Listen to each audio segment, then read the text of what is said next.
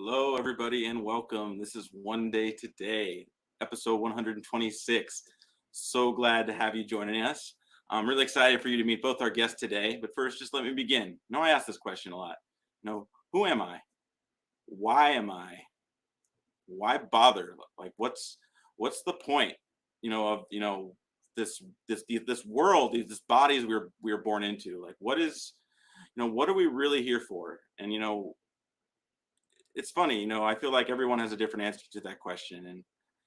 And for me, it took going through an experience of myself that was a point of view based on all the things that happened to me in my past, and this kid that I was who didn't fit in, who was picked on and bullied for being overweight, who felt different because I was, all this multicultural person and multi-ethnic, and quarter quarter black, half Jew, Italian kid trying to find his way in the world.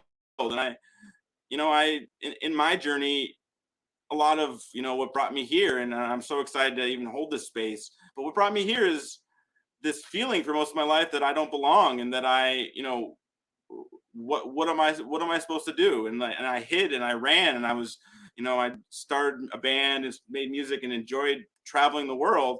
But in the background, I was afraid to share me because I was afraid of being enough and belonging and being what other people wanted from me. And what's beautiful, and all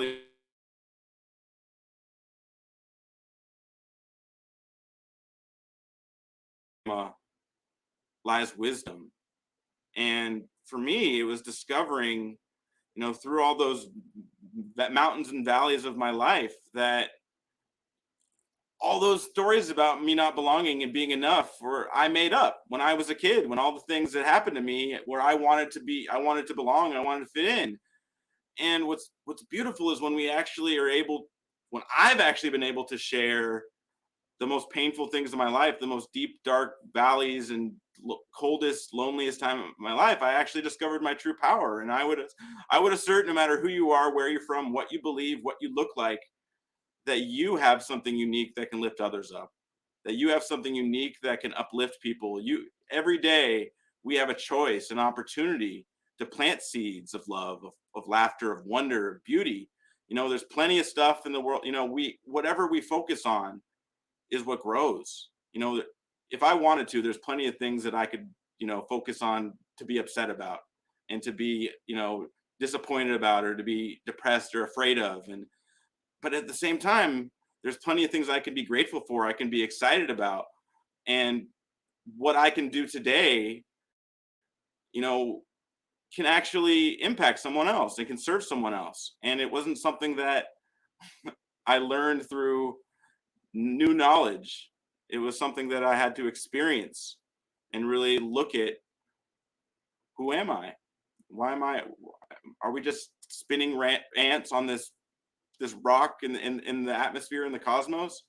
And I think the question itself in that inquiry is that we all have something to discover in our path and our journey and our purpose.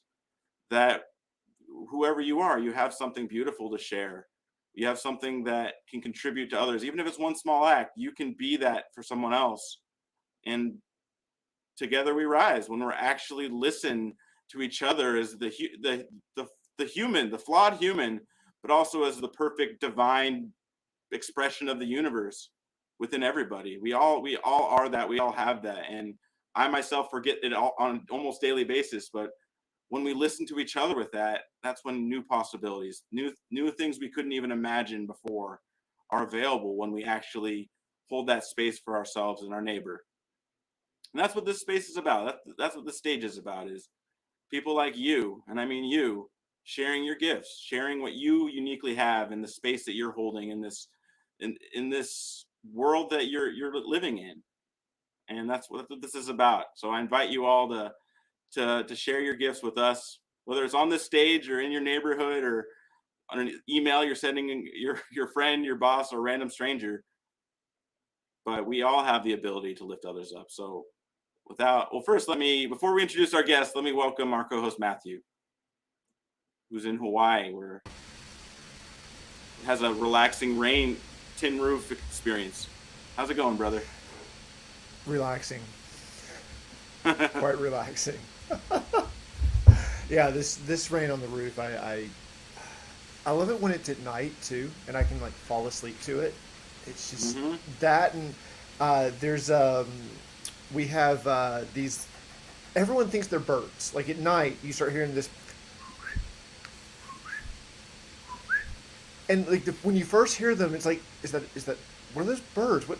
They're not birds. They're frogs. They're little coqui frogs. And like I've gotten so used to falling asleep with the coqui frogs, and the rain on the roof that like it's when I go anywhere else, it's weird. Like it's just like it feels loud somehow when that sound isn't there, Mm-hmm.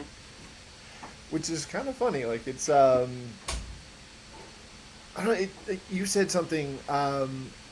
You had this experience of yourself basically as the stories that you created, right? Like and Yeah.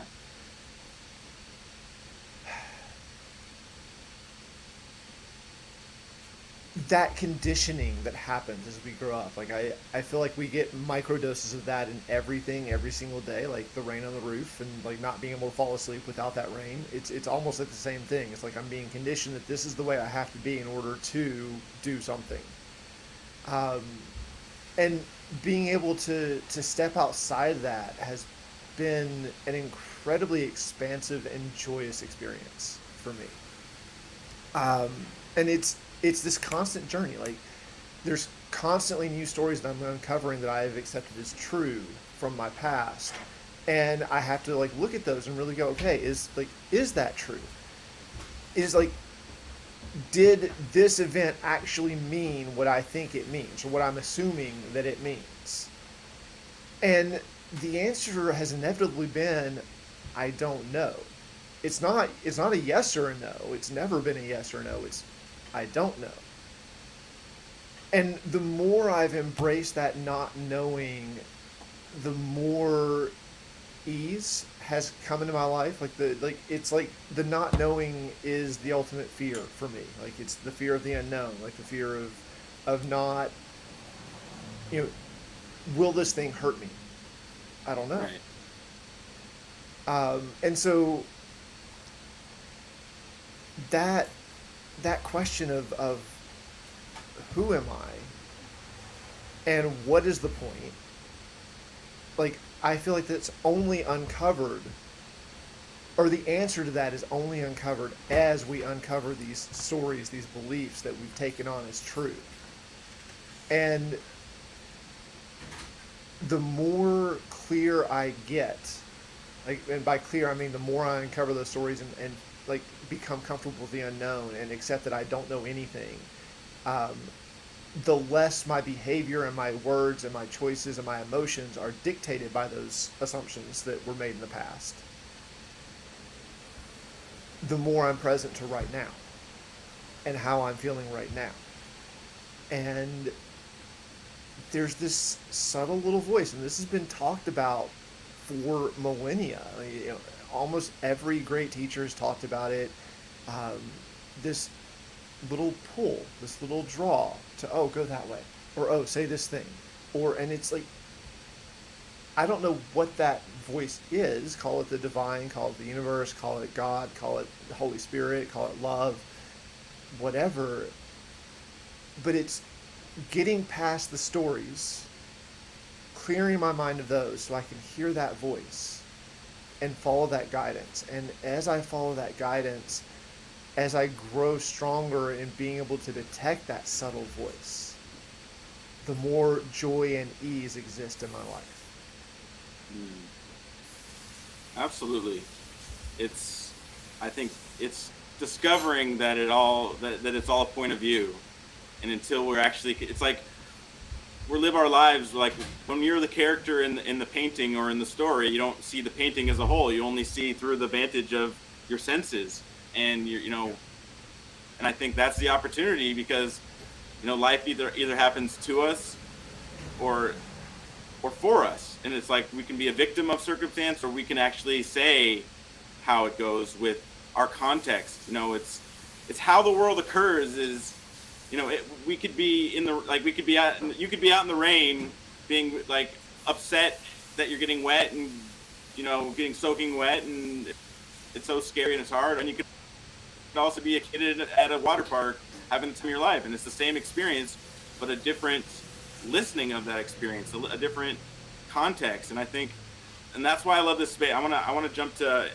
bringing on Adam and Nick, but that's why we have this space, is that people sharing, there's people who are leaders in their communities, in their world, who are choosing to be that difference they want to see in the world, and just spreading love and kindness, and just planting those seeds. And I'm excited to have both of our guests. But first, let me introduce our first guest. We have with us Adam Schluter. Welcome, Adam. Schluter. Hey guys, thanks for having me. You actually said my name right. One I of was hoping. one. I was like, I've never. Nice. One of Well, one. welcome. Thank you for having me. Well, Appreciate the time. Adam, if you're ready, without further ado, I'd like to give you the stage. So, Adam, welcome to the One Day Stage, and the stage is yours. How cool. Yeah, thank you guys. Well, oh man, now it's just me on my screen talking to myself. Um, I've always been an introvert, and I've always been someone that is kind of kept to himself. And so, as an introvert, you kind of take on a life, a lot of mental health problems. You kind of fight those battles alone because it's harder to ask for help, because it's harder for you to be in social situations a lot of times. And for me, about 6 years ago, I had just moved to this town that I live in now in Coeur d'Alene, Idaho, and I was with a girl that I thought I was going to marry. I thought we are going to be together forever. We got this house that we move in, that I live in now, and we spent every single penny that we had on this house. We had to prorate the first month's rent. We spent it on the deposit. We had no money left, no money for food, no money for anything. We had to go and get jobs just to pay rent the next for the next month. And so, it really brings a lot of closeness and intimacy through life struggles through that time. And for me, it brought me really, really close to her.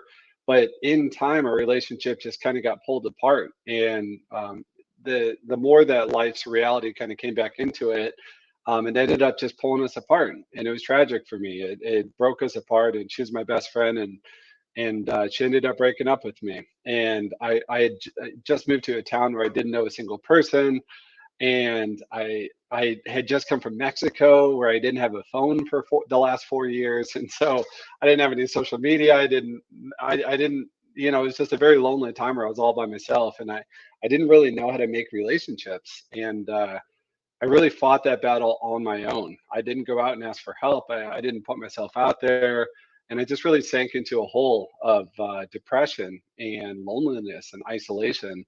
And I started to lie to myself and tell myself this is what life is. It's you by yourself, and no one's there for you, and the world doesn't care for you, and this is what it is. And as I would tell myself those lies, I just sank more and more into a hole until the point that I was starting to question if life is worth living. And as when I really hit that wall, I knew that I just absolutely had to do something to get myself out of my head. But I didn't have much money. I just knew that I had to get out of my house and out of my head. And so I was waiting tables at a restaurant. And with all the money I could save up waiting tables at a restaurant, I looked at Google flights, and I looked at a world map, and I booked the cheapest flight I could, the farthest away, which was to Copenhagen, Denmark. And it was like a $400 round trip flight. And I spent everything I had just to go. And, I was at a point of madness. I figured I wasn't going to survive the depression if I stayed in my house any longer. So what did I have to lose? It didn't matter if I was putting it all on the line. And I just had this idea, and this was all just happening all at once. It was all coming together just fluidly. And the idea was to just walk up to strangers as an introvert, someone who's terrified of rejection, and just put myself out there to say hello to people. And I'm a photographer. And so I thought I would just say hello to people. I'd ask for their photograph, and then I'd put the camera away, and I'd just try to have a genuine conversation with people after that. There was no rules. I had no clue. There was no even real agenda. And I didn't tell anyone that I was going also. This is something I was doing for myself, to try to figure out if I was as alone as I felt. And so the first night I got to Copenhagen, Denmark, and I was so afraid that I was literally throwing up. And, this is all in my head. This is all fictitious. This is irrational. In my head, I was telling myself, you know, everyone's going to reject you and people are going to think you're dumb or goofy. And, you know, so I just told myself these lies enough to where it had scared me so much that I was literally physically sick because of it. But there was no turning back. I had no turning back. You know, I had booked this ticket. This round trip was 1 month, and so there was no turning back. I was stuck there for a month, and I might as well figure it out. And so I put myself out there, and I went up, and the very first person I went up and said hello to was a guy he was wearing a scarf and he was smoking a cigarette, and it was such a cool looking picture. And because I was so scared, I had made up a script. I had, you know, I just came up off the cuff with the script, but the script was, I'm photographing people all over the world, but only when I see something beautiful. And in this moment, this is so beautiful. Would you mind if I took your photograph?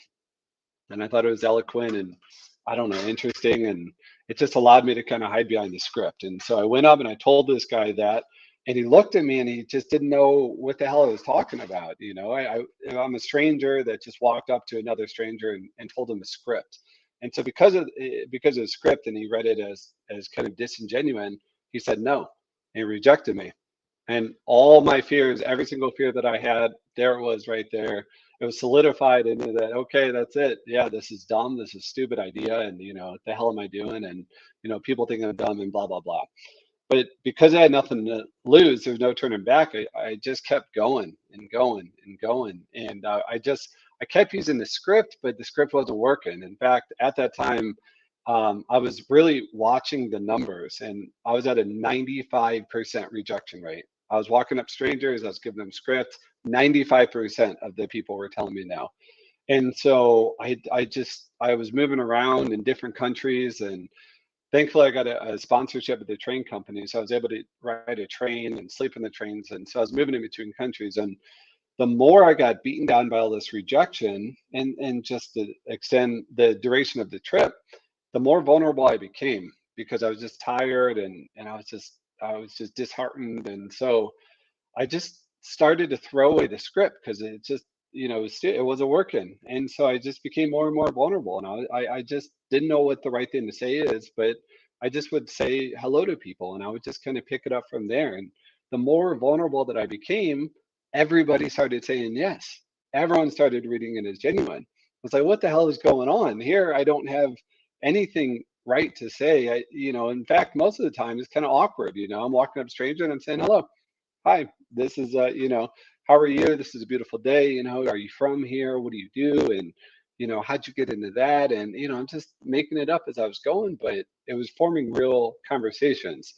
And so I started to understand that that vulnerability that I was hiding from, that sensitivity that I had always hidden from, actually was becoming the connector to other people.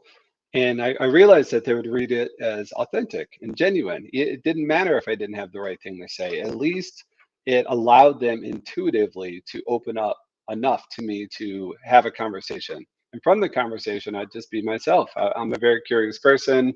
And so, you know, we just form a conversation and, you know, just build off of that. And then they would start to ask me questions and I'd answer those questions. And then, you know, we just started really having an actual conversation. And it wasn't long into this that, you know, we're having these real conversations with people and where then people would start to tell me deeper and deeper and more incredible things. And a lot of times I'd share real deep stuff with them too. And, you know, I wasn't dumping my own personal deep thoughts on them. It was an extension of the depth of our conversation and the vulnerability that we had between us. I trusted them and they trusted me. And so we were really sharing important stuff about our lives and really kind of getting to learn from one another on the experiences that each of us had been through up to that point. And so it wasn't long into this that people started to tell me, I haven't even told this to my wife. And, you know, I haven't even told this to my mom. I haven't even told this to my brother, you know, and people are sharing some of the most deepest, most intimate, beautiful things about their lives with a complete stranger, someone that just walked up to them minutes before. And they were just sharing these things that they felt intuitively. I wasn't telling them to trust in me. I wasn't telling them that they could trust me. Never once said that. They intuitively could feel that because there's that vulnerability. And because that vulnerability was read as genuine, they trusted me, opening up more and more from there. And so I just kept going and I kept going and I threw away all the excess and, you know, I ended up doing this in 16 different countries that first time. I had over 1,000 conversations with over 1,000 strangers in those 16 countries over about 2 months. And I noticed that I was still nervous every single time that I was approaching a stranger because, a rejection always kind of hurts. But the more that I took that personal aspect out of it, like, they're rejecting me. It's, something that I'm doing. It's something that it's my fault that they're rejecting me, which is just not the truth. It's not personal. You just never really know where someone else is at. Could be timing, it could be, the moment, it could be a trauma that they had had before that, or, with a stranger. The more that I took myself, my pride, my ego out of this equation, the more that I was able to really have an actual relationship with people that I was meeting and actually form real genuine relationships with people. And I was doing this with no phone and we were doing this, just off the cuff again. And those conversations just kept going deeper and deeper and deeper. And people would say, "Hi, I would like to invite you back to my home to meet my family. And would you stay with us? Why don't you spend the night with us? And hey, we're going to his family reunion tomorrow. Why don't you come with us?" And I met people that would say, "Hey, I'm not from here. I actually live in Tel Aviv, Israel, and because I live in Tel Aviv, I'm having these moments where I'd love to share this part of my life with you." And so then I would go to Tel Aviv, Israel, and then we would have a deeper moment, a deeper conversation with these people. And so I really started to understand that. And what I started to do was to continue to just test this idea of vulnerability being a connector. So I went to Jamaica so that I'd be in a country where I was always the minority. So for 5 weeks, I had no plans, all spontaneous travel. And as a Caucasian, I would have to earn the respect of the places I was in. This is not just places where I was the minority, but this is also places of poverty, of crime. These are difficult, complex cities and places. And these are difficult, delicate situations. And really, 100% of that, the way that you present yourself and convey yourself has to be authentic. Or it actually could be very, very dangerous. And Jamaica became an incredibly low rejection rate. And then I went to New York City and I did 8 boroughs in 8 different days, no plans, and the locals were all leading me. And it just, in New York City at that time became the lowest city of any city in the world of rejection. And it was a 3% rejection rate. It got lower and lower and lower. Then I went to Mexico City and Guadalajara and did 3,000 kilometers across places that a lot of people told me it was too dangerous to be able to traverse spontaneously. And what I would do is I'd put myself in these communities and I'd force myself. I had no plans. I had no place to stay. I would have to interact with the locals. I would have to say hello. I would have to have a personality that was read as genuine and authentic for them to be able to trust me enough to open up their homes, open up their lives, and open up their stories to me, to be able to help me understand how to not just experience their culture, but also how to be safe for them to share, the real true situations on that I need to know about to better be able to traverse these new cities and places. And what I really realized through this whole thing was it was never about the photograph. The photograph was the way that I see people. As a photographer, it's a blessing and a curse, but that is how I see the world. I see the world in photographs. And what I really started to realize was the majority of the time I was actually hiding behind my camera. It was a bit of a protection barrier for me. And what I was doing was showing people that I see them and that, hey, here's this beautiful photograph and let's have this beautiful conversation. But the deeper this went, the less I was able to hide. I wasn't able to hide behind my camera. And people really wanted to get to know me and they wanted me to be close to them. And that was the scariest part of all because I've been through some trauma in relationships, been through some personal trauma within my own personal life. And I spent many years running from letting anyone ever get close to me. But what ended up happening was I was showing myself accidentally in a way that I truly didn't know at that time that the world can be trusted and that people are genuinely there to share their life with you and genuinely there to be a part of your life, not just as a story, but as a real relationship. And so now we're in a situation where people, especially in Western culture, are struggling more than ever with creating and making real relationships. we have social media. We had this idea that we should be a presentation, that we should share our highlight reels, and that's the only way for us to be liked. That's the only way for us to be loved. But the truth is, if you have a script, if you share a highlight reel, if that's all that you are, but if it's digital and not in person, if there's not that intuitive sense with it, then people never get the opportunity to really get to know who you are. And by people seeing your flaws and people seeing the things that give you that make you nervous, the things that give you pause, the things that make you human, the things that, are the cracks that we all naturally have, that tells the person that you're spending that time with that they're able to be human with you also. And when they know that they're able to be human with you, they will. And they'll share true stories and true parts about their personality that they don't share with anybody else, because they also have that same belief that they need to be perfect for the other people so that they can be accepted. Whereas what we're all looking for above all is just a way to be human with the other people that we have in our lives. So I hope to inspire you all with this to put yourself out there into the world. And it doesn't matter how different you may look or sound than the other person that you're with. We're all looking for a way to have real relationships, but they can only come from in person and first if we are ourselves and vulnerable with the other person first. Amen. Wow, that was awesome. Thank you for sharing, Adam. Like it's so beautiful. There's the whole story of how how you discovered this, and I just acknowledge your courage, to like see that, because I've had a very similar experience of being kind of introverted and hiding behind different aspects of my identity, and how you spoke about your hiding behind the camera, and I feel like part of my music Mhm. career, I was kind of hiding behind my persona, pair of sunglasses, being a cool rock star, and trying to like trying to connect, but all the while, keeping people at an arm's length from like my vulnerability. And I was very afraid, but I just really acknowledge it. Like, it's so Absolutely. inspiring. Your story is just, I love it. You just like went all in. You're like, you saw the fear, you saw the anxiety or hesitation, and you're like, I'm going all in. Like, you can't stop me. And you just like jumped in. And I think it's beautiful. And I mean, I have so many thoughts and questions, but I guess one I'm present to is like what do you see now? What is your experience now when you see a stranger? Do you feel like pulled to talk to everybody you walk across, like, or like what is it, like what is your experience now?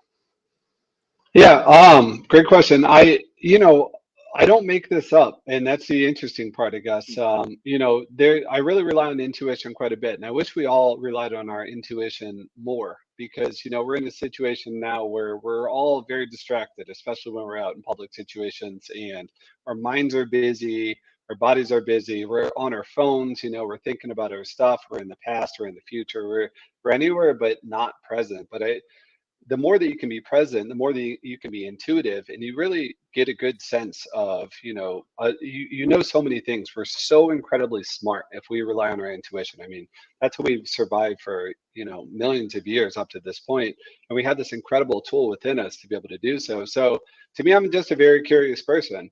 And I'll tell you, I go through the world and I don't know what it is. There is no real rhyme or reason, but one thing that really draws me to people are things that stands out, people wearing something that's, fashionable, like, something that's unique or different. If I saw you with your hair out there, Abram, I mean, I'd love to have a conversation. And I promise you the first question I would ask you is, are you a musician? Or I would say, what's your art? What kind of artist are you?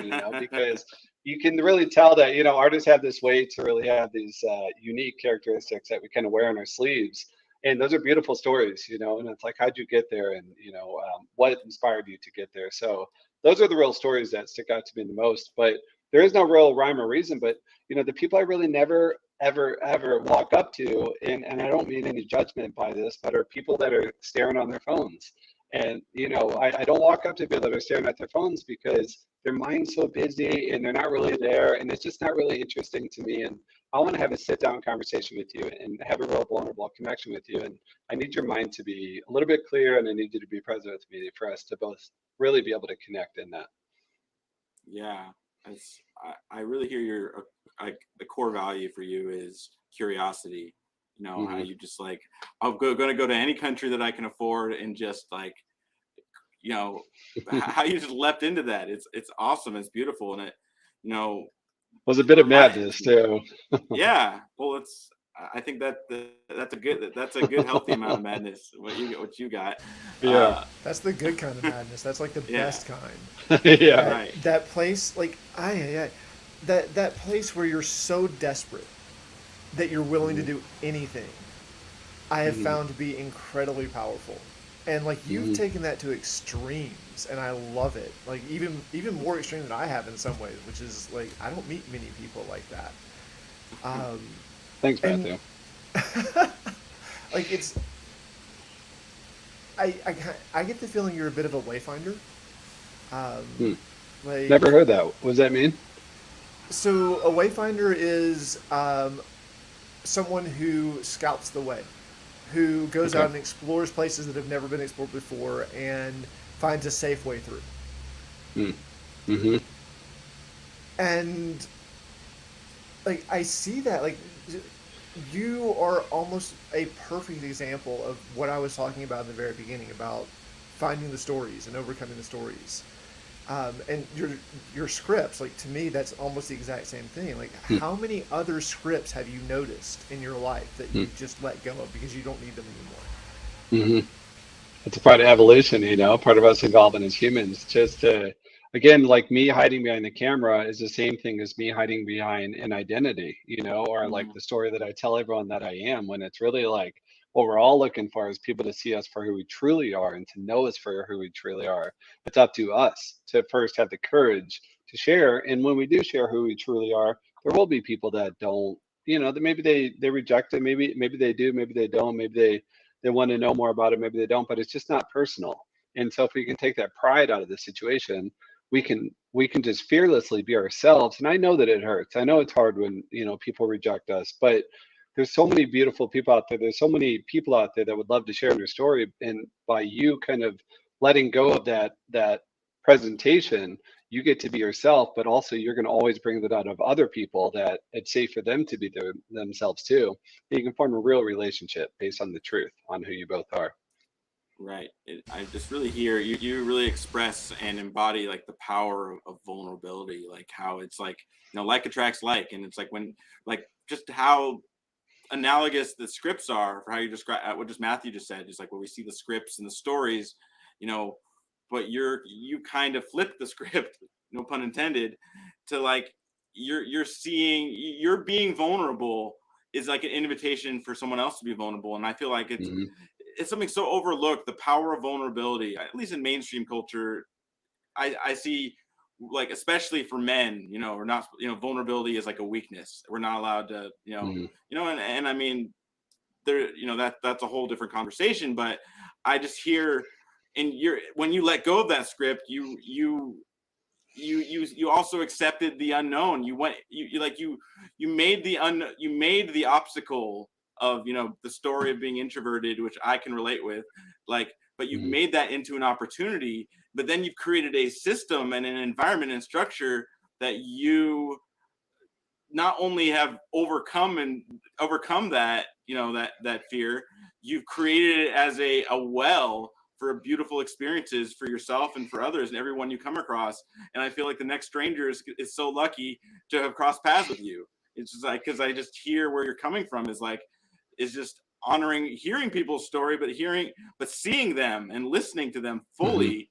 And it's such a beautiful thing. And I want you to share with us about Hello from a Stranger, because I can see why why that's come about.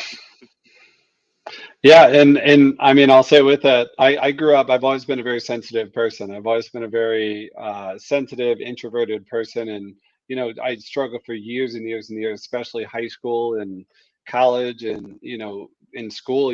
Just being a man and being a vulnerable person. I didn't want to do that. I wanted to be tough and macho, and I wanted to show everyone that I could fight, and I was this strong guy, and I was making up this story that everyone knew wasn't real, but you're a kid, and so you're just trying to be anyone but yourself. But the more that I put myself out there into the world to be vulnerable, it was a very dangerous proposition in the beginning, because I gave myself up to the possibility of people using that against me and seeing that as weak. And maybe, if they saw it as weak, that they could rob me, they could kill me, they could hurt me, they could, I'm out of my element. I'm the fish out of water. I'm in their country. I'm in third world countries. I'm in places where there is crime and poverty and complicated situations. But the most incredible thing that I learned through this whole project, it's now been in 21 countries so far. 80% of those countries were third world countries. The most incredible thing that I learned was that vulnerability was actually my greatest display of strength.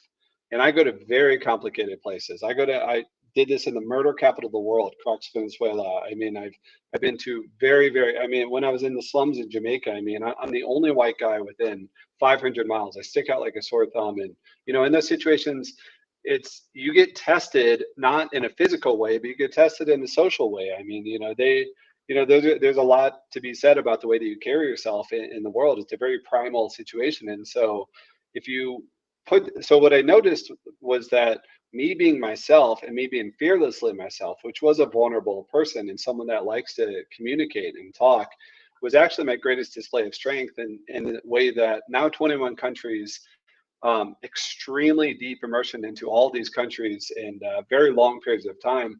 I've never once had a bad situation. I've been traveling the world for the last 15 years of my life, and I've never once had a complicated situation.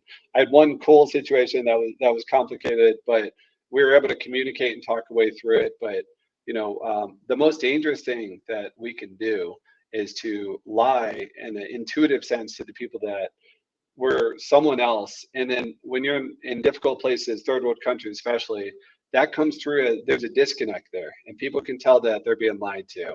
And in dangerous situations, people don't like to feel like they're being lied to, and that's actually very, very dangerous. So even if you are vulnerable and sensitive, that's read as authentic, and because you're fearlessly authentic, people accept that and give that as a sign of strength. It's really, really cool. Right. Much simpler Yeah. than we allow ourselves to believe.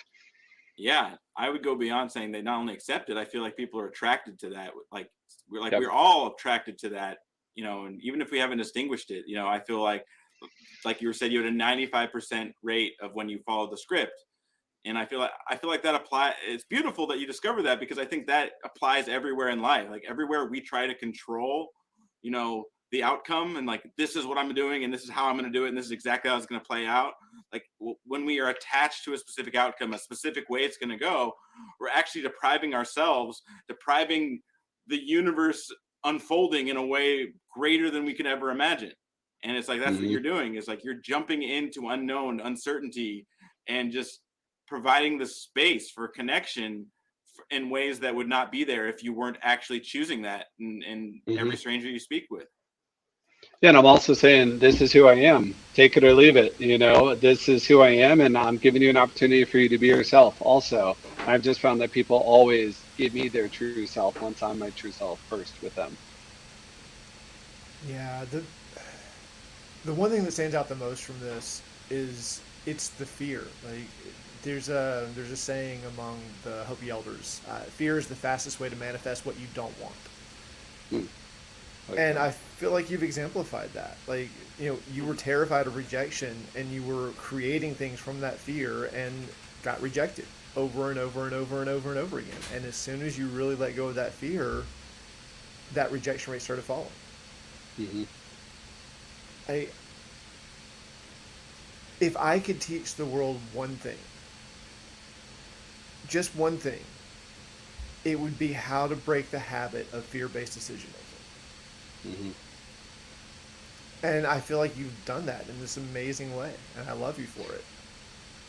I appreciate that. I mean, yeah, fear is when I was here and I was stuck in my head and I was depressed and I told myself, no one's ever gonna, I'm always gonna be alone. This is what life's always gonna be. Fear was when I was in my room throwing up, thinking about what I was about to do. But the moment I put myself out there in the world, all that fear dissipated because fear is the irrationality of, we make up these stories and these scripts that we tell ourselves. And conversation, presence, authenticity, all these things are things that we need to practice as a part of just being ourselves. And by being human with other people, that fear dissipates because how could there be fear in us truly being ourselves? It is what it is, and take it or leave it. The only way that there could be fear in that is if we're latching onto an expectation of what we have to get, so then we're leaving our comfort zones because we have this expectation of what we should receive from that. And then there's going to be a disconnect there, and that, that's not going to get what you are hoping to get out of it. Whereas, you let go of that fear by just putting yourself out there, and you just let go of the expectation, and then you take the result, whatever it is. There can be no fear in that, because it's just you being yourself and putting yourself out there and giving it a chance. So the only time when I get consumed by fear is when I'm stuck in my head. Whenever I'm out actually in the world present, there is no fear, because it is just me being a human, just being myself. That's so beautiful, and I love how you said it. It's very succinct and it's so true. It's the thoughts, it's being in our head where we get trapped. And I think that for me, like, I had the same experience, and it's the discovery and distinguishing of who I think I am is not actually who I am. What I think God is not what God is what I think this universe is not what. It's like there are my thoughts about me, and then there's me. And I think Mm-hmm. a lot of, I'm guilty, I include myself, I feel like most of the world a lot of times thinks they are who they think they are. and Mm-hmm. and when and how you've like made this recipe for yourself to be like, oh, I'm in my head, maybe I got to get out in the world, so my head can't even keep up with being in life and being in, and it's so amazing. I love your story. I love, who you're being in the world. It's just so Thank you, inspiring, Abram. man. Thank you, I Abram. I really appreciate oh that. it's such an honor to have you, and we're going to check back in with Thank you, you. Adam, in a bit once we Okay. have Nick share. But thank you Yeah, so I look much, forward to Adam, that. for It's sharing my your pleasure. story. Thank you for having me, guys. Thank Thank you. you, Adam. All right, thanks again to Adam. I'm going to take a just to invite you, wherever you are in the world, I want to invite you to be a guest on the stage to share your gifts and your stories with us. That's, as Adam was saying, is, when we're sharing vulnerably and we're sharing authentically, we're giving a gift to other people, a message that somebody else needs to hear. So I want to invite you to be a guest on this stage. The link is at the bottom of the screen. But this is the power of vulnerable sharing. Is someone else can hear themselves and somebody else, and I feel like it's so easy to not want to talk about the things that are hard to talk about, to not talk about what we're afraid of or the things that happened to us. But it counterintuitively, it's actually finding the beauty in the scars, in the lessons and the wisdom that we actually can lift ourselves out, but also others. And that's what that's why we hold this space. And that's part of what our one day mission is bringing you and me and communities together in joyous celebration, unifying humanity in our diversity to create a better world for us all. And that's what this stage is about, and that's why we're here. And now it's my pleasure to introduce our second guest. Please welcome to the stage, everybody, Nick Potter. Hey guys, Welcome, Nick, Nick. welcome. thank you so much for having me. Nice to be here. So happy to Absolutely. have you. So I'm excited for you to share your story. I already have questions, but I'm gonna let you share first, and then we'll hop into conversation. But without All further right, ado, Nick, stage my is my yours. my. Thank you so much. My brain's all over the place because I'm really enjoying the sound of the rain in Kona for one thing. I'm wishing I was there, um, and I'm so into what Adam was talking about that I have like a bunch of comments for Adam, but I'll tell you my thing instead right now. Well, gosh, let's see. I am okay. So I'm doing a massive publishing project called 1,000 Loving Voices, where I am putting together 1,000 books, manuscripts, and they can be collections of short stories. They can be novellas. They can be, I want to give people a great latitude to. We're artists. To tell your story your way. Um, but the theme is LGBTQIA plus romance. And when I say romance, I don't mean sex. I don't mean erotica or pornography. I mean romance. And this, I'll hop back and tell you kind of where all this started. My own story. I am a gay man, and I came out later in life. Um, they say, of course, first you have to come out to yourself, and I have had some very profound love affairs with women that were very, very authentic and sincere and romantic. But looking back on it, I think something was missing. But I because I wanted to be straight, I wanted to be like everybody else, which I'm finding out is everybody isn't straight. Everybody's their own thing. Um, that first I had to say to myself, you know what, even when I'm head over heels in love with this woman, um, there's something missing for me. So I go back to well, my father's been dead 12 years. My father died 12 years ago. Jump back a little farther. Um, I did a lot of traveling. I was an undergrad studying English lit at the University of San Francisco, and I didn't really know what to do. Always trying to fit in. Grew up in a nice part of Northern California, and I didn't know what to do with my bachelor's degree in English, and what everyone kept telling me was go to law school. Go to law school. That's your safe bet. Your safe bet. So in my junior year, though, so that was the plan. Taking the LSAT, and was taking all the pre-law courses, but I wasn't excited about it. Um, I took a trip around the world. I sailed from Bahamas to Seattle in 100 days, and that was in the spring of 1990.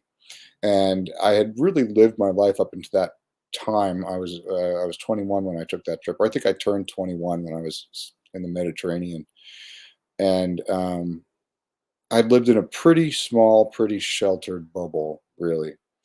Um, very white American male, upper middle class suburb, successful parents, the whole bit. And I was feeling so forced into being an obvious product in the environment that I was raised in, that would make other people happy, and I thought it would make me happy. But when I sailed around the world, I figured out, after seeing so many different cultures and people and personality types and norms and mores, that actually I could not face life in a law office. And what I had always really loved to do since I was actually very, very young, um, was write anything, poetry, but especially stories, prose. So I came back to the US, and I told everybody, sorry, no can do law school. And I had applied to 16 schools, and I ended up applying to USC to do my master's degree in screenwriting. And it was kind of a joke. It was kind of a long shot because nobody gets in there. So I I was like, okay, I'll give it a try. I don't know what I'm doing. And I always say it must have been a computer error or something, because somehow I was admitted to this program. Um, and it it just opened up my life for me, and it opened up who I was, um, in terms of being a creative, sensitive kind of person, very emotive. It was everything that I've been looking for in an occupation. Um, Now, one of my friends that I sailed with had actually had a similar experience, and he came back and didn't want to go to medical school or do an MBA or do something really traditional. He had a passion for acting, so he and I moved to LA together, and we were co-producers. A few things for 17 years. Had a production company together, and like brothers.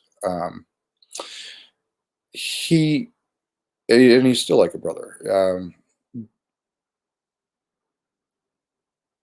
He went. He was a Bostonian with a thick Boston accent, and he was working with a speech coach at one point, and he went through a phase where, during his transformation, of his speech patterns, where he sounded very, very feminine. And he was the guy. We were roommates in Manhattan Beach, and he was the guy who did the um, the outgoing greeting on our answering machine. Remember answering machines? So just a few weeks after I moved down there, my father called me up, and said, "Hey, why don't you come home and fly up to San Francisco, and we'll have dinner." And so I thought, well, that's cool because my dad was not the kind of guy, as much as I wanted him to be, who was big on actively saying, "I want to spend time with you." We had our things in common. We loved water ski, we loved boats, we loved we loved to go to Hawaii, Matthew. We were there as much as possible. But my dad was a very typical don't show your emotions, don't show your vulnerability kind of guy. So for me, to have my dad say, "Hey, hop on a plane," which he was always griping because he thought I traveled too much anyway. So for him to say, "Hop on a plane and come home and have dinner with me," um, I was elated. And when I got to SFO, I hopped in, I guess it was a cab, and came up to Marin County, where I'm from, which is, if you're in San Francisco, if you don't know, if you're in San Francisco and you drive over the Golden Gate Bridge, that is Marin County. So I'm right outside the city, and it's a very beautiful spot. So I got to the restaurant after my dad, and he was sitting there and he was having a drink, which was a thing with him, and he was very unmoved to see me, or standoffish or something. I mean, even my dad would expect a hug and give me a hug after I'd just gotten off an airplane from another city. So, but he didn't do that. He was very standoffish and formal. And I sat down and I figured, well, maybe he's hungry. He's been waiting for me. He probably wants to order. So I picked up the menu quickly and looked at it, and he kind of reached across the table and pushed my menu back down to the table. And um, he went into a speech about me, if I was a queer, what was going on in LA, if I was a fag, I was out of the family. That's it. No financial help. I was in graduate school, for God's sakes. I was terrified. Like I said, I grew up kind of sheltered. I didn't really know how to take care of myself. But he he had gotten the impression from my friend's accent on the outgoing greeting of our answering machine that I had moved to Los Angeles and become a very flamboyant homosexual man. Which, by the way, who cares if I had? But that wasn't even what was happening. Um, and he was so worried about what other people would think if he had a gay son that he was willing to threaten me and throw me away, uh, to permanently, to protect his reputation. It was his homophobia. It was his problem, and he chose his own social security, not meaning social security, but his sense of security in his social circles over loving unconditionally as a father. And don't get me wrong, I love my father then and I love him now very much. And that's not what I'm saying. But this was a pretty big problem area in our relationship. Fast forward to 12 years ago, I never gave myself a chance to I between what was I must have been, if I was back from the ship, I was 23, 24 years old until I was 41, which is when he passed away. um, I knew that I was had sexual attraction to to men, but I never felt an emotional connection with another man. And I started to feel like actually maybe I was not gay, but just something else. Just maybe I was bisexual. Maybe I just had a kink that I only needed to entertain once in a while because when the people that I had fallen in love with to that point in my life were female. Um, 12 years ago, he passes away. Trying to jump forward here, um, and I start unraveling rapidly. And a lot of it was grief. It was the way he died. It was cancer that we fought for a long time and then lost all of a sudden out of the blue. And my grandmother died 2 months and 3 days before him. And I know I don't look it, but I'm actually half Sicilian. And so that was my Italian grandmother. And grandparents are a big deal when you're Italian. And yeah, it was kind of a double blow to lose my Nana and my dad 2 months apart. but I did start unraveling, and I finally realized that it wasn't just grief. It was also a life unlived. At 41 years old, there was something that I wasn't living out. What was it? I'd done everything I wanted to do in terms of accomplishments, checked off a list. Um, Something was missing, and I short circuited in a really big way. Um, I moved down to Southern California. I thought the sunshine would help. I thought if I made new friends, I was scrambling. I was grasping at straws. I was trying to do anything that would make me feel like I had a purpose again, and I couldn't figure out what it was. About 3.5, 4 years ago, I was in my house in San Diego, and I had gained a bunch of weight.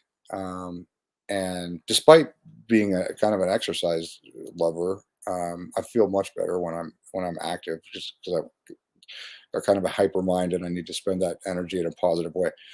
Um, but something wasn't wrong, and I mean wasn't right. Something wasn't working. My blood pressure was 200 over 100, and I was already on three different blood pressure medications. Um, I was depressed. I was isolated. I was taking 2 and 3 hour naps every day, but I couldn't sleep at night. I was waking up at 2 and 3 in the morning. Part of that is I was working on a script that was in Hong Kong, and I was trying to work on their time zone. It was just a really rough period of existence for me, but I was desperately unhappy. Um, Out of the blue, I meet a man uh, who it started off. He made it clear that he was attracted to me, and I was very flattered. He's younger than I was, and he's a handsome guy. And but it instantly, what I knew was that I wanted something from him on an emotional, romantic level. Uh, it wasn't a fling that I was looking for, not with him. And it occurred to me, hey, where where has this been your whole life? You're pushing 50, and you're just figuring out that you have the ability to fall in love with another man. um like I said, my health was falling apart, and I made a decision to live. So I went, I took really all my money and everything I had, put everything I owned in storage that I wanted to keep, got rid of my house, and I went on a fitness journey in Thailand for 8 months and started figuring out how to get the blood pressure down, how to get weight off, but most of all, how to be happy and not be burdened all the time. While I was there, I was meeting men for dates, for nice, for nice exchanges, dinners, drinks. I mean, it's a gorgeous place. I was on Phuket, um, and but I wasn't having that connection, that emotional connection. Thailand is kind of a playground. It's a free for all. People go there not for connection. They don't go there for romance. What I realized while I was in Thailand was that what I was experiencing in culture there, especially in the expat culture, was that it was a playground, and that I am not a player. That's what I really realized in Thailand. And I said, wait a minute. I've always been one of those people who, like in a class, I always raise my hand, because if I have a question, I ask it. And 9 times out of 10, somebody else wanted to ask that question, that same question, but they didn't. They were afraid to be the one. They were afraid of the attention. They were afraid to be the one to raise their hand and ask the question. And so I know I'm trying to put a lot into a short period of time here, but what I realized is I was incredibly lonely for romance, and it had very little to do with what gender I was attracted to. Uh, and I felt like there's a lot of play in media around sex, that we laugh at it, we judge it, we cry. Straight sex, gay sex. You know, we make too much about sex, and the really classic, beautiful love stories that we've grown up with and that really move us aren't about sex that much at all. They're about love, and they're about romance.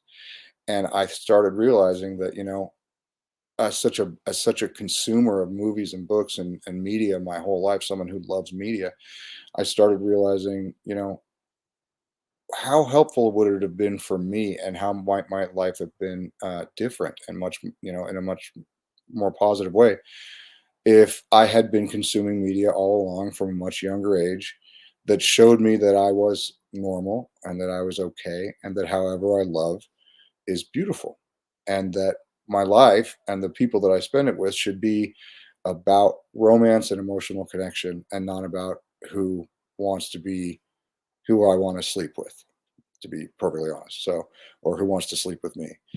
And, as a writer my whole life, I said, okay, wait a minute. I don't think that I wasn't looking for these books. I think there's a serious shortage of books that focus on LGBTQIA plus romance, not erotica, not porn. And while I recognize that sex is a part of healthy love stories, it's fine. But I wanted to put together a collection of books and find 999 other writers, because I'm putting a book into the project myself, and pull together a collection of 1,000 absolutely breathtakingly beautiful love stories, LGBTQIA plus love stories, and publish them as one collection with a lot of media attention, a lot of social media attention, a lot of traditional publicity, so that so that mainstream consumers of media will start enjoying our love stories, not because they're gay love stories or they're lesbian love stories or they're trans love stories, but because they're romantic.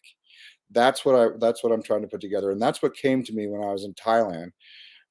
So this project was born. I was sitting there in my hotel room one night. I had been out on a fitness thing all day, and I was feeling lonely, and I thought, should I go into town and meet somebody for the night? And I thought, you know what? No, there's nothing wrong with that at all. And but that's not what I was lonely for. I was lonely for a connection. I was lonely to hold someone's hand, and I was lonely to fall in love, and I was lonely to be married, and I was lonely to have a house with somebody. And the more I picked apart at it, I realized how many other people in the world really are feeling the same way, but they're not seeing it mirrored back to them in the media they consume. So they think that maybe they're the only ones, or maybe there's something wrong with them. Let's change that. Let's put together an enormous collection of very beautiful LGBTQIA plus romance books, um, that to show the world that, when you read a gay love story, it's not about the sex. It's about the love, just like any other love story. So that's what I'm here to talk about, is my project. And there we've got my email there if you're interested in participating. I'm actually offering to anyone watching here a $200 discount right now to participate in the project. And if anybody would like to maybe be one of our contributing authors for this collection, which I believe will be released Valentine's Day 2024, not I'd like it to be released on Valentine's Day itself. I'm not quite sure yet. It may be February 1st of that year. We're necessarily not doing Pride Month. And for a release, we want to do it on Valentine's Day or around Valentine's Day. So if you'd like to participate in this project, you'd like to learn more about it, and figure out, decide if it's for you, or if you would like to be a contributing author, please write to me at this email here, 1000lv@gmail.com. And I'm sorry, actually, Matthew, I'm sorry, that email is incorrect. It's 1000lv project. 1000lv project. I so apologize. Um, at gmail.com, and you can reach out to me there, and I'll tell you everything you need to know. We can also set up a phone call. I want to keep this small and personal. I'd like to know everybody who participates. So that's my spiel. I hope I can really help some people find out who they are, and help some other people find out how beautiful people who are different than them are. Wow. Thank you so much, Nick, for sharing your journey and your story. It's it's beautiful how you discovered that in your journey, you know, the like that, and how we the media that we consume is like, in an ideal world would be a reflection of how we really are. And how a whole percentage of the population doesn't get to observe like in a, you know, a mainstream way, like the love that is as much love as between a man and a woman. And I think it's beautiful what you're creating, giving a, you know, holding a space and creating a, you know, a platform for, you know, normalizing what is something that, you know, by definition is normal. And it's like, but again, like kind of back to what we were talking at the beginning, it's like the things we don't understand, we're afraid of. And people have opinions and judgments, but how you're representing, it's not about, it's something I've observed in culture a lot. And I want to hear, you know, I'd love to hear you unpack, you know, a lot more, but like how we define, when we divide things, like how you're saying how you will not do it on Pride Month or during Pride Month. And it's like, no, it's like, this is Valentine. This isn't like a separate, like love isn't working a pie chart. Like here's the love on Tuesdays and Thursdays, gay people get love on, you know, Fridays and Saturdays, bisexual people, you know, Saturdays, Sundays, transsexual. It's like, no, it's like, it's love. Like why do we need to separate it? And like every, you know, child and adult has every right to want to consume and create media and share stories, share, you know, artwork, shares, you know, movie, what, like any type of media, video game, you name it, like have every Absolutely. right to see that, you know, the love that they experience. And you know, and one thing that kind of comes to mind is like, you know, obviously, you know, the slow, ever slow spinning wheel of progress in human history. You know, we've come a long way, and there's always been, you know, people in you know, and there's always been gay people. There's always been, you know, there's always been people, you know, in world history. And I feel like in the last 100 years or so, you know, as television came out, as you know, people have become more aware of, you know, of different lifestyles than their own, and Yeah. different, you know, in how they live and how they love. And it's like, as we people are more observant, I read an article the other day because I remember the movie Philadelphia.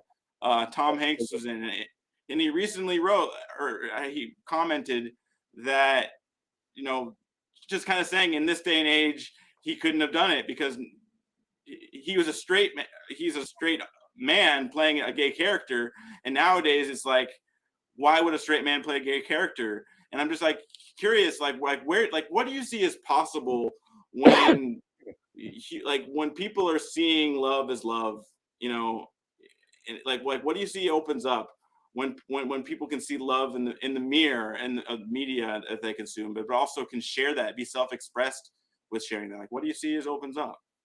Well, I think you know, I'm glad you asked that. I think that a lot of stuff opens up. What I was thinking about when you were asking the question is you know, I'm a romantic fool. I always have been since I was a teenager. I just when I fall in love, I'm all, you know, hearts and, you know, flowers and everything. I'm kind of a dork, but um so I've always loved romance, and I've even rom-com, even, you know, what chick flicks. I love. I can't help it. You know, if I know that's not a PC term, but that's what people call them.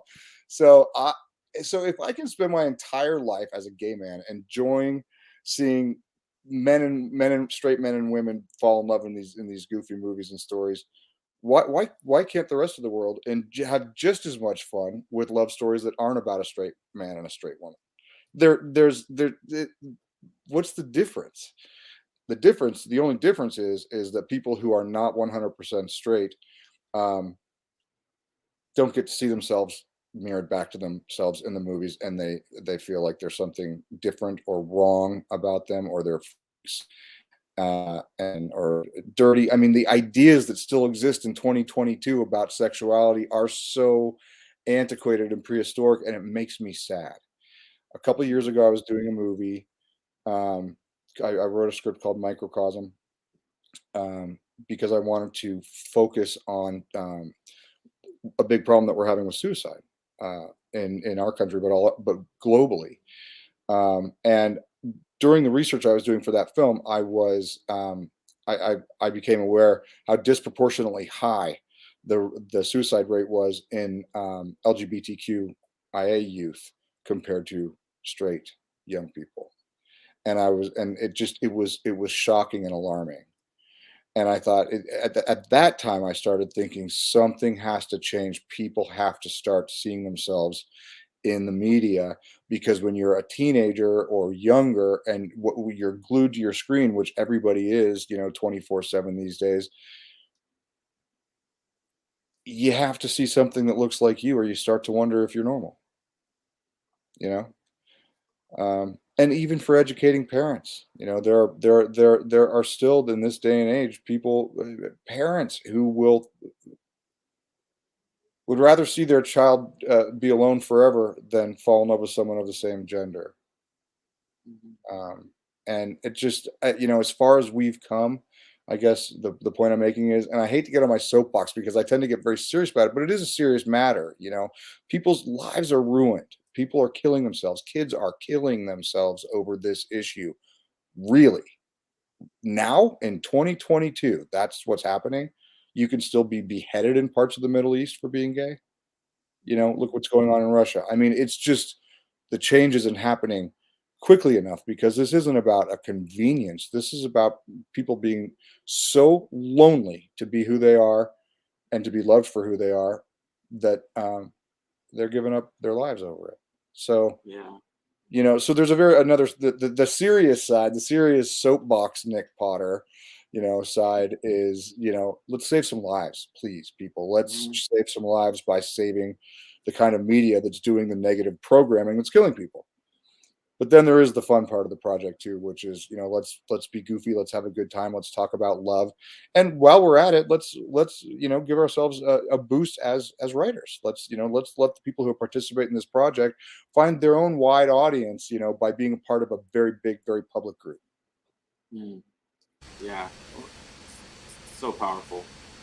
I hope that makes sense to you. I feel like I rambled a little bit. No, I totally get it. Um, and it actually brings me back to a book that I just finished reading a few weeks ago called Light from Uncommon Stars. And the two main characters, the main character is a transgender woman, and then a lesbian woman. And that book broke me in so many ways. Like I think I cried at least 7 times reading that book. Um, it I was it love it. was absolutely beautiful to me, and it was exactly what you're talking about. It's the romance. Like I've never had a sexual attraction to men, but I understand it. Like I recognize that in being vulnerable, that sexual component, like it naturally arises. It just seems to be there no matter what, in just being vulnerable and authentic with each other.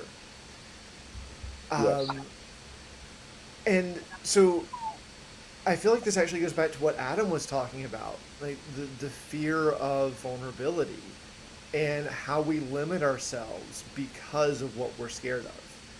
And so, like, just to have both you and him on, both of you facing your fears, both of you, like, actually being authentic in the world, I, I feel like it's a lovely moment, and I really appreciate it. Oh, And I kind of, like, I know we're running a little over on the time today. I'd like to bring Adam back Let's in real let's quick bring and let Adam you in. guys just kind of, like, riff off each other for a second. So, Adam, welcome back. hello, Adam. Is there anything you'd like Thanks, to guys. add? That was a beautiful talk, Nick. That was very Thank you. beautiful. Beautiful vulnerability. Thank you so much. Well, I was actually thinking, I mean, I remember I said I'm glad you're going first, and I loved your talk very much. I just wanted to let you know there was some synchronicity there. As a writer, I think writers often hide behind their characters, and things that maybe Hmm. we need to say or need to do, we give to a character, so we don't have to do it in real life. And so Yeah. this is like you said, you hide behind your camera, or Hmm. everyone might hide behind music. I think that's what Yeah. artists do. We take our pain and make something beautiful out of it. Hopefully. Hopefully. Yeah, hopefully. Um, and I think that's why a lot of the most beautiful art comes from the bottom, comes when you have nothing else no one else to please, no one else to, you're not trying to make money with it, you're not trying to be successful with it. You just need to create to survive. And then you create with your pure heart, put all your heart on the line, take all the risk on because you have nothing else out to lose. And then you create with a fierce authenticity that actually is something beautiful. So my whole project is dedicated and solely because of the suicide rates that we have in our country, plus lots of friends to suicide.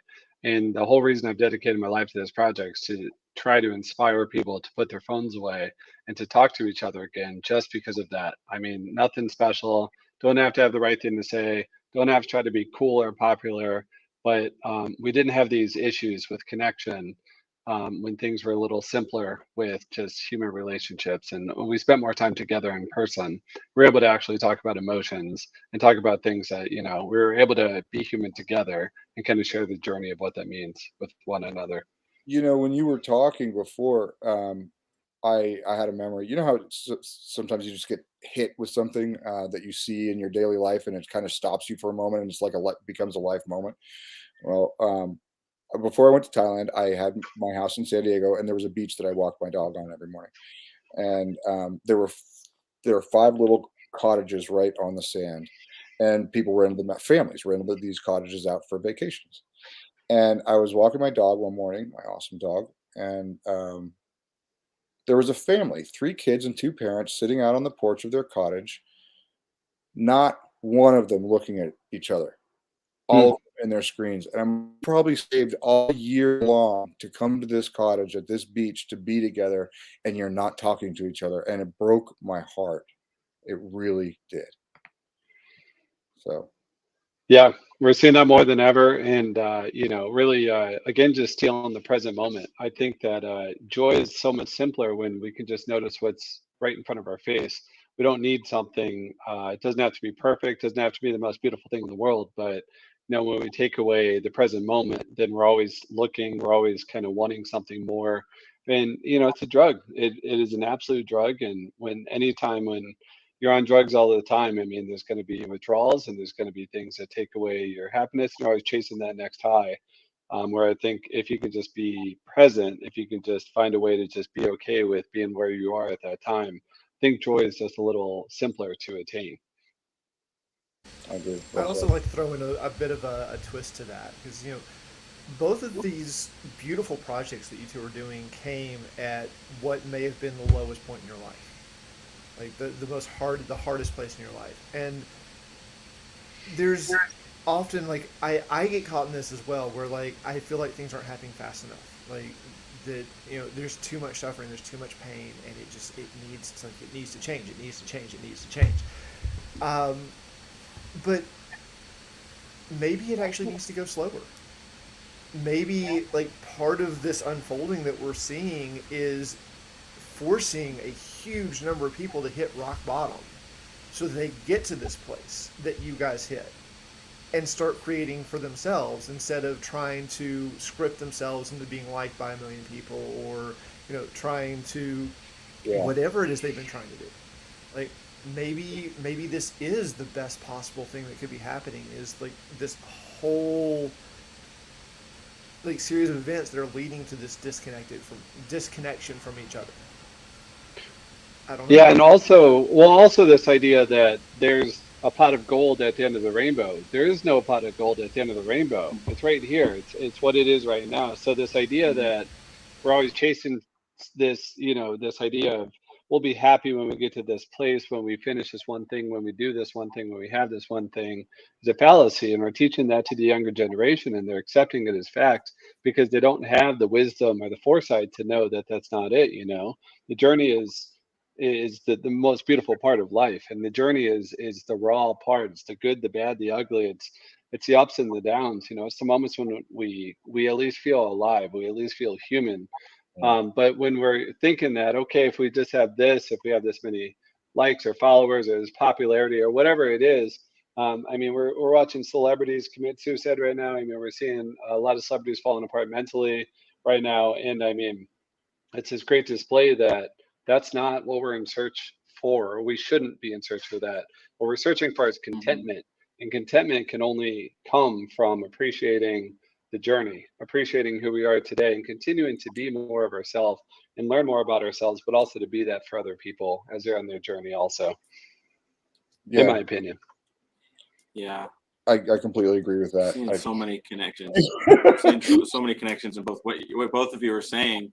I see like a lot of commonality is the vulnerability, because like the perception of stranger, I'm seeing like in Nick sharing, like how I'm imagining being, LGBTQ, in this day and age, and I would be afraid to be vulnerable. I would be afraid to share about it, and but I just see vulnerability is it is the answer. I feel like it's not like what was being said is like it's not saying, hey, you need to accept me, or hey, let me be your friend, or it's not, it's not the script that makes people notice it. It is the vulnerability.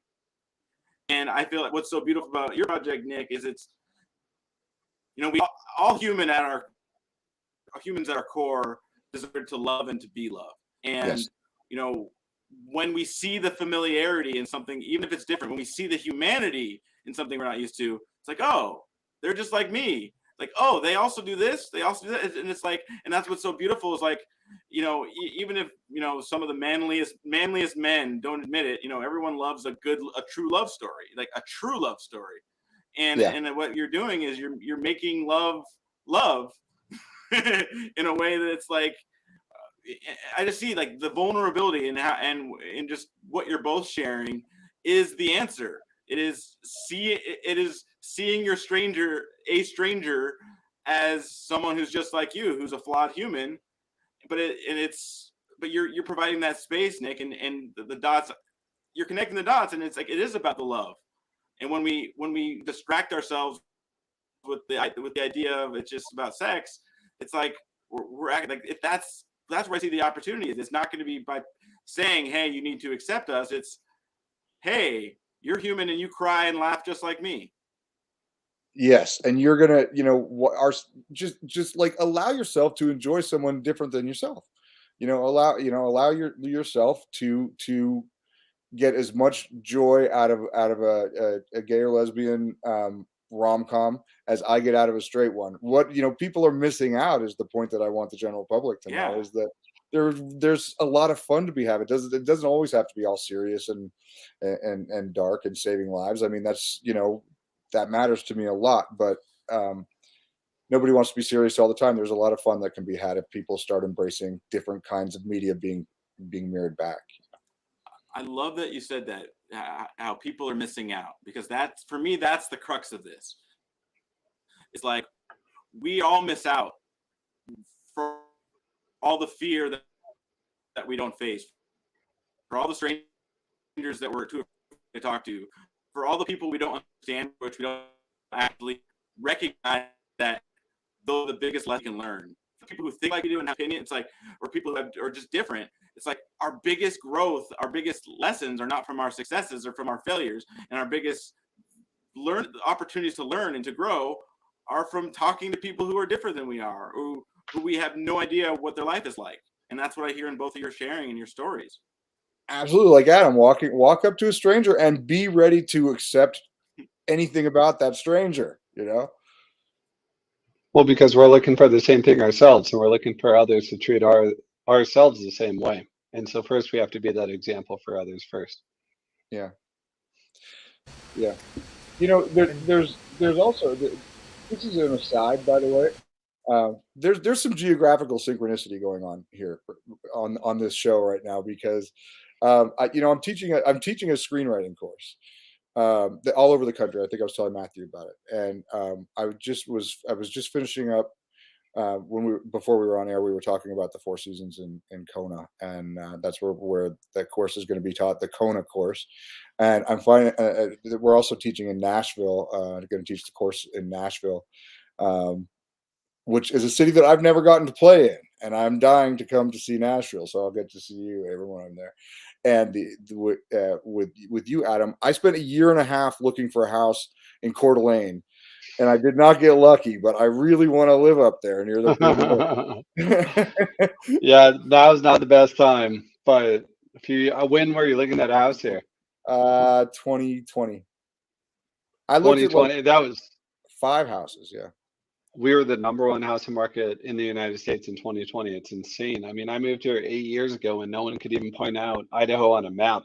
I mean, not a single person that ever heard of Coeur d'Alene And it's just insane that in COVID everyone left the big cities, and then now we're the number one housing market in the United States. I mean, it's absolutely insane what's Well, happened here. So real estate just it's is it's such a gorgeous place to be, and like I think I said at one point when I was rambling about my childhood, I love lakes and I love water skiing and I love hmm ski trips, and um, same. you, I mean, so where else would I want to be but Yeah. Coeur d'Alene on one of the big lakes. Yeah, same. And I grew up around a lot of lakes, so I didn't want to live on the ocean. So I wanted to live around water, but like some kind of a similar topography that I was actually living in Mexico before this, and I was sponsored by an outdoor company to travel the entire Pacific Coast Highway. So I went from the southern tip of the Baja in Mexico to Alaska, and I drove 22,000 miles across all three countries to pick the best place to live out of all three countries, and I ended up picking Coeur d'Alene as my favorite. So that was the only. I found this place by complete accident, by complete chance. I had never even heard of it before I moved here, so got lucky, and, Well, and thankfully bought a house when I moved here. that's quite an endorsement.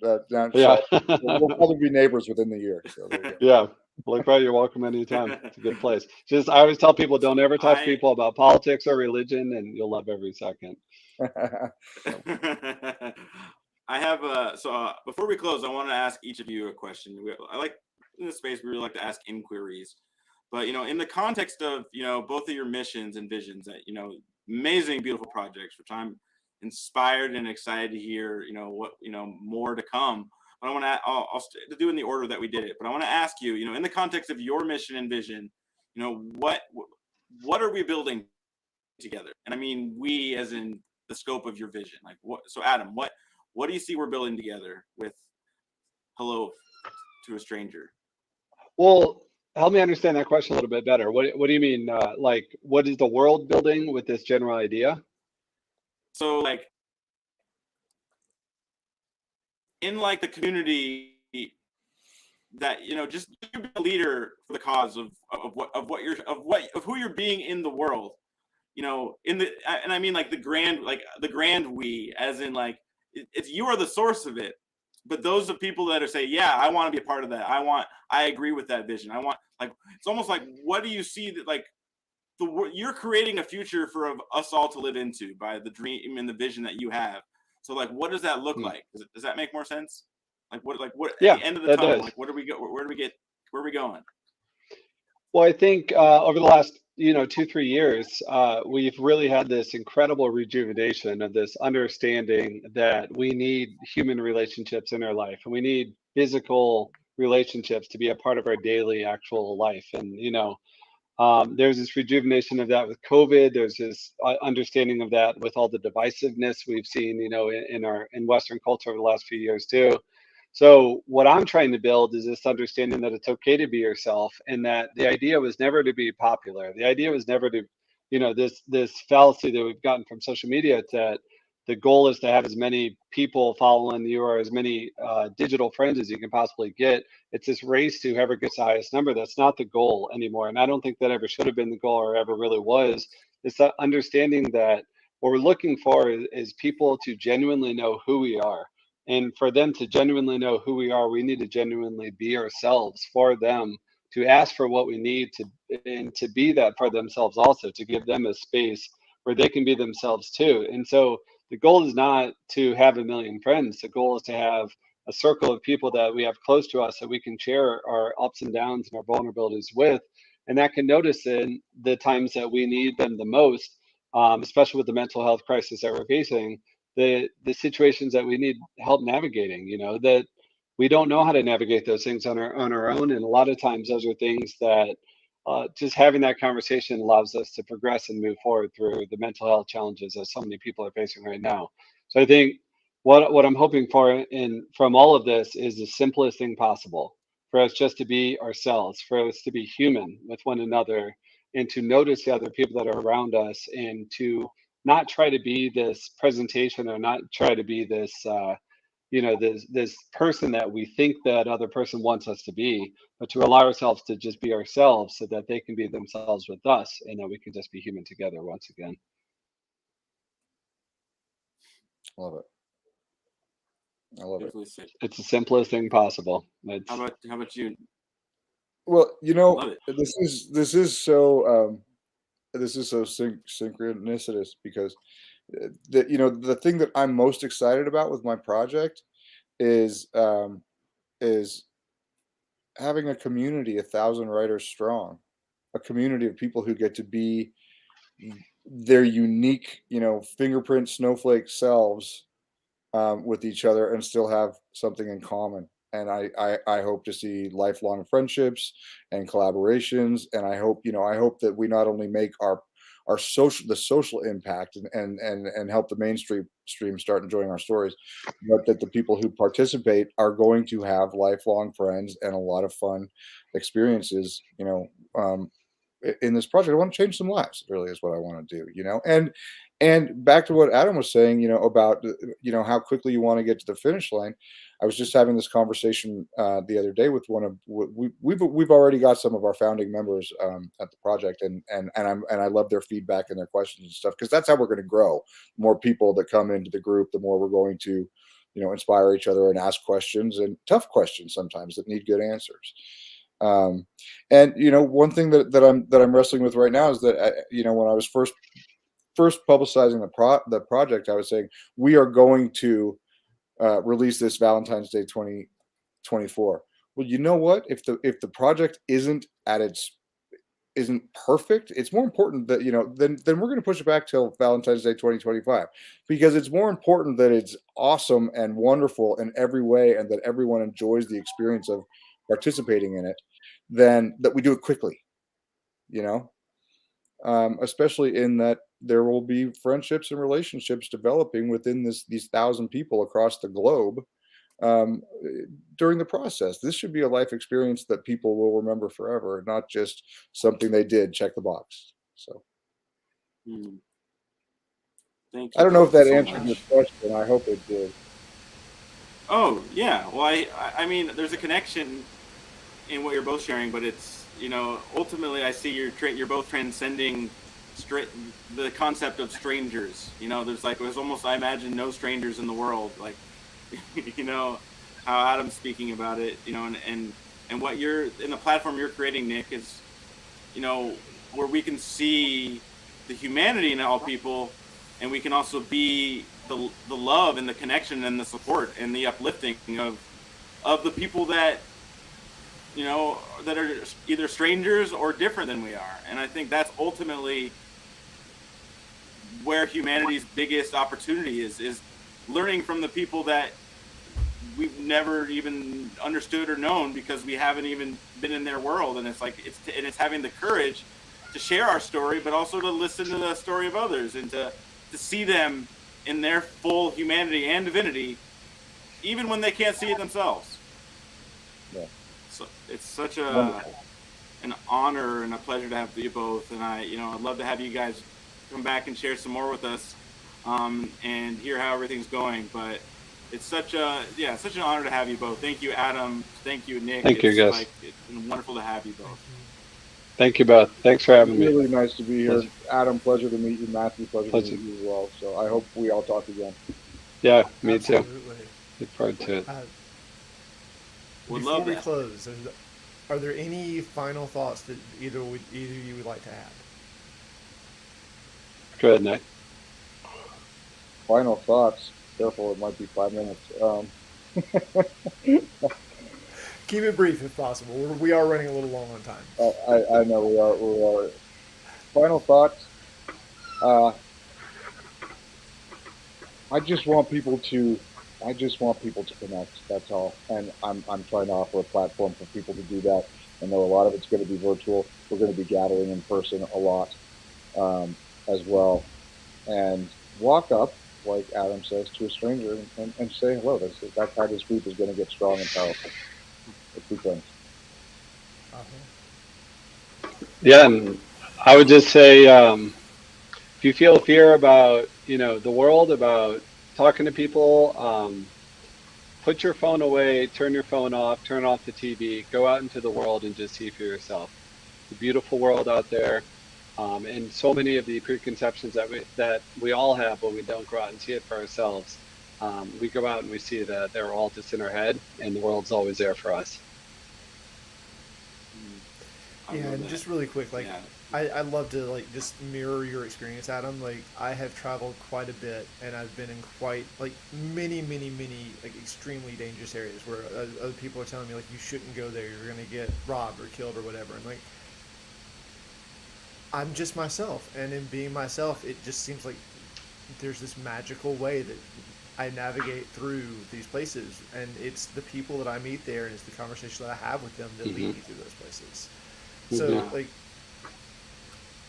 don't let the media, don't let what other people tell you about these places determine if you go or not. If you feel drawn to go, go, and Yeah, trust me, you'll be and okay. the most dangerous thing that you could possibly do is to walk around in fear, because then you walk around with your head Yes. down and you look at the ground and you don't look at people and you don't talk to people.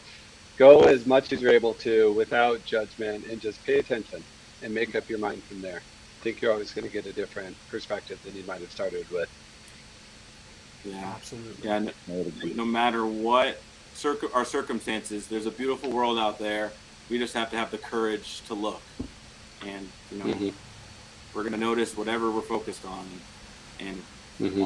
if we focus on the beauty and the beauty in every person and every story and every person that we've never met, that's a beautiful world that we're living into when we can be in that stage or space of curiosity and discovery and see ourselves and others and our neighbor and see ultimately the separation is all in our heads and all in the thoughts. And Hmm. it's thank you again, both of you. Thank you, Nick, and thank you, Adam. My I'm pleasure, guys. excited to do Thank you for more. having me. Yeah, thank Thanks, you, Nick. guys. Our pleasure. Well, thank you both again. And I want to just thank our audience tuning in. Thank you for being with us. I want to take one more opportunity just to invite you to share on this stage. This space that we have is for you to share your gifts, what you faced and overcome in your life. There's something beautiful and there's a message that you have that somebody needs to hear. So I really just, invite you to be a part of this movement and to share your story and share your gift with us. And, this is all part of our one day vision, which is humanity is rising in a connected world with each person's unique gifts, genius, and contributions are being valued and magnified through a higher level of collaboration, producing unprecedented new realms of possibility. Thank you all again. So glad to have you. And thank you again, Nick and Adam.